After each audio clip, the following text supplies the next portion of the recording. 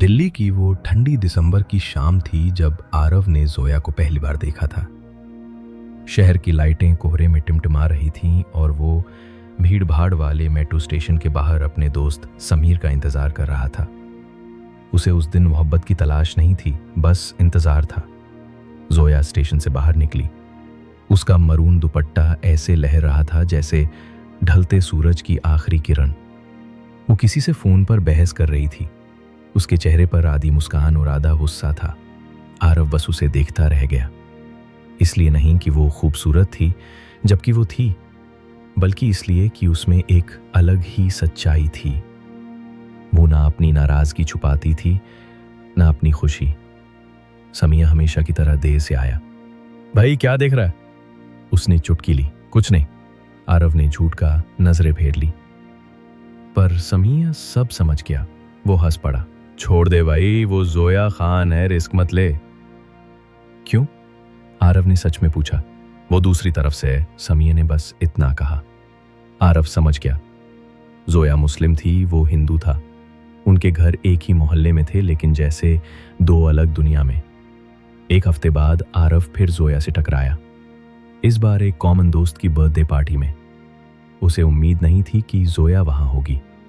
वो उसे बालकनी में अकेली बैठी मिली, वही मरून दुपट्टा ओढ़े, फोन में उलझी बातें टालने के लिए। तुम्हें पार्टी पसंद नहीं? आरव ने पूछा। वो चौंक कर देखी, फिर कंधे उचका दिए। ज्यादा नहीं। तुम्हें? मुझे भी नहीं। वो भी पास बैठ गया। कुछ देर दोनों नीचे चलती ट्रैफिक को देखते रहे। उस रात उन्होंने गानों, फिल्मों, दिल्ली की सर्दी, घर के झगड़ों, बेवकूफ कजिन्स, तंग करने वाले भाई बहनों के बारे में बात की। उसने उर्दू के सख्त टीचर की मिमिक्री कर उसे हंसा दिया। उसने उससे वादा करवाया कि अब वो पुरानी हिंदी फिल्म देखेगा जिसे वो हमेशा टालता था। जाते जाते वो मुस्कुराई और बोली, गुड नाइट रोमियो। वो भी हंसा, गुड नाइट जूलियट। इसके बाद वो छुप छुप कर मिलने लगे, पार्कों में, पुरानी दिल्ली के छोटे कैफे में, बुक स्टोर्स में, जहां किताबों के बीच वो छिप जाते। जोया को पुरानी शायरी पसंद थी। वो आरव को गालिब के शेर सुनाती। आरव उसे अपने स्केच दिखाता। वो आर्किटेक्ट बनना चाहता था। एक दिन इंडिया गेट के पास बेंच पर बैठे आरव ने पूछा, तुम कभी फ्यूचर के बारे में सोचती हो? वो बोली, हर वक्त। मेरे साथ? वो थोड़ी देर चुप रही। चाहती तो हूं, पर कैसे? आरव ने उसका हाथ दबाया। हम कोई ना कोई रास्ता निकाल लेंगे। लेकिन उनके चुराए हुए इस छोटे से जहां के बाहर हकीकत फिर से कोहरे की तरह पास आने लगी। सबसे पहले जोया के भाई इमरान को शक हुआ। उसने फोन में मैसेज देख लिए। एक रात जोया देर से घर लौटी। इमरान दरवाजे पर खड़ा था, चेहरा गुस्से से भरा। कौन है वो गरजा। जोया चुप रही। कोई हिंदू लड़का है, हमें शर्मिंदा करेगी। पिता भी आ गए। माँ एक कोने में चुपचाप रोती रही। जोया ने समझाने की कोशिश की, ये हिंदू मुस्लिम की बात नहीं, वो अच्छा है, इज्जत करता है, मेरी मोहब्बत करता है। पर उनके लिए ये गुनाह था। आरव के घर वाले भी कुछ कम नहीं थे। समीर ने एक झगड़े में सब बता दिया। उसके पापा रिटायर्ड सरकारी अफसर उस पर बरस पड़े। हमारा नाम डुबाएगा? माँ ने रोते हुए कहा, वो कभी हमारे घर में कबूल नहीं होगी। दंगे करवाएगा क्या घर में? आरव के अंदर गुस्सा भी था, पर माँ की आंखों का डर भी दिखा। फिर भी वो मिलते रहे, चोरी छुपे, जल्दी जल्दी, जैसे कोई जुर्म कर रहे हो। एक रात यमुना किनारे बैठी जोया फूट फूट कर रो पड़ी। अब्बू, मुझे लखनऊ वाले कजिन से शादी कराना चाहते हैं। वो बुदबुदाई। आरव का दिल कस गया। भाग चलो मेरे साथ, कहाँ? वो बोली। हमारे पास कुछ नहीं है। मैं काम ढूंढ लूंगा, घर बना दूंगा, बस मुझ पर भरोसा करो जोया। उन्होंने हफ्तों तैयारी की, छोटे छोटे पैसे जमा किए, दोस्तों से उधार लिया, नकली आईडी बनवाई।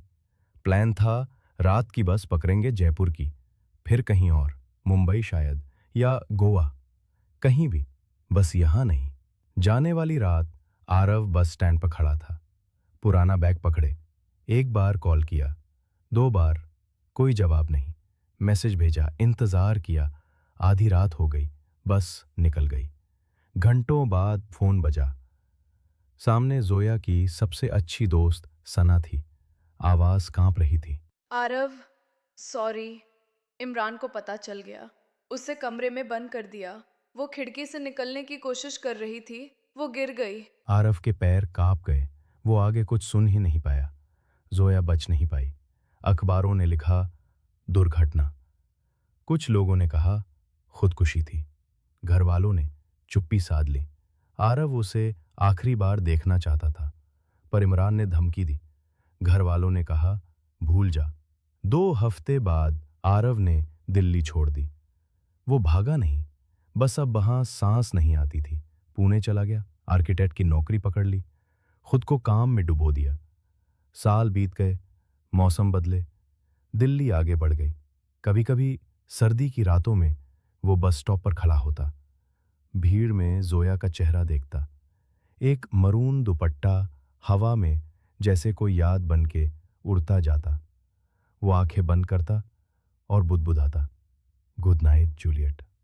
लोग कहते हैं रोमियो जूलियट मोहब्बत में मरे थे, पर कई बार मोहब्बत मारती नहीं, बस जिंदा छोड़ देती है, एक खालीपन के साथ जिसे कोई देख नहीं पाता।